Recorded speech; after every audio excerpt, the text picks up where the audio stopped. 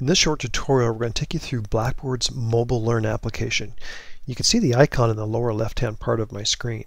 This application is freely downloadable through the App Store. So I'm going to go ahead and press that icon. It spawns the Blackboard application. I can simply type in Emporia in the search field, and up comes Emporia State University. So I'll just simply press that option.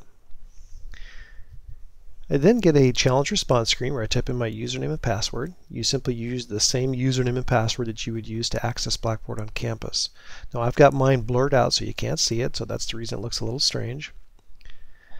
And I'll go ahead and type in my username and my password. If you wanted to, you could also put the Remember Me if it's a device you use all the time, so you just go right into Blackboard. Once I get the username and password typed in, I just press Login. And up comes my classes. You can see that they're represented by those little pieces of paper on the left-hand side. What comes up in the middle is what's called the dashboard, which is basically your announcements from all your courses. So it pulls all of the announcements from all the courses, puts them in this dashboard view. You can just click the right arrow over on the right-hand side to get a more detailed view of each announcement. The dashboard collapses and expands by clicking the little tab. You can also scroll up and down with your finger. So I'm going to go ahead and collapse the dashboard. Then over on the left-hand side, you can see that I've got my classes. So I'm going to go ahead and just press one so you can see what it looks like. So I'll press this one. And the course menu appears just exactly like it appears inside the real Blackboard. So you can open up documents here. I've opened up a syllabus. You can pinch zoom to get a closer view. It's a Word file, so you can kind of open it up and take a look at it. And it will maximize its view to fill the window here in just a moment, just like that. Great. You can close that down.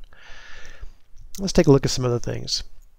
Here I've opened up an option that does not have anything native within the iPad area to be able to render it. So what it does is it uses Safari to render it instead. And you'll know that because there's a little blue icon that looks like a star across the top. That indicates it's using Safari. Here I'm loading the forums. Although I'm going to show you how the forums look in this particular course, I'm going to show you another course in a moment, which I think will give you a better view of how the forums and the threads work. As this is loading, let me just tell you one thing about this application. It is only available, in our particular instance here at Emporia State, it's only available as a Wi-Fi device for Apples, or if you happen to be using Sprint as your data plan, you can use Apples or Android devices to access this. So Sprint for free, or Wi-Fi for free, but that's the only options and only Wi-Fi for Apple devices. So there's some limitations in terms of how it can be used. So here you see what I'm doing is I'm adding a post to this forum, so I can type in a subject. And as you can see down below, I can also add attachments. So you can basically do all your course discussion interaction using the iPad or the iPhone. There the new thread has been added. You can see I can go back to the forums view if I want to, as I'm doing here, or you can close it down. You can also access all of your email. You can send an email through your device, but your email would need to be configured through your iPad. You can't access grades, unfortunately, because the Grade Center uses Java. And unfortunately, the Java application doesn't allow that to be rendered. Now you can go through a browser and take a look at them. You go through Safari, but there are some limitations with it. So there's some capability, but that needs to be refined. Here I'm looking at another course, and I'm looking at the forums and threads, and you can see that another person has posted the starter thread, and it appears as a kind of a call-out bubble or balloon. What I'm going to do is I'm going to type a response. Again, I can put an attachment if I would like to. And I can accept the spelling change or not. And then you can see that what it does is it builds basically a hierarchy of call-out bubbles or balloons so that you can see the discussion in that format. And I think that's kind of a nice look, frankly. I think it's a more social media-oriented look to discussion boards.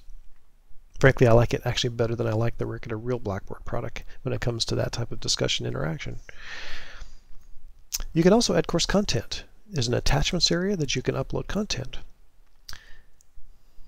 And I'm just kind of clicking through some various options so you can see sort of how it looks and how some of the various menu options render. You can scroll down through your courses. You can see that you can access courses that you're teaching or that you're enrolled.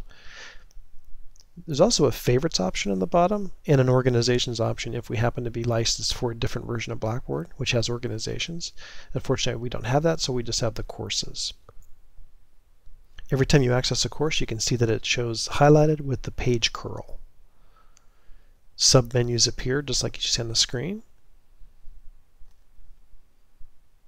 All your tools options are available. And many of these course tools are going to be available for mobile devices, including our CampusBack application, which is also coming out with a social media mobile device application so that you can actually access the course blogs, wikis, journals, podcasts, and so forth through a mobile device.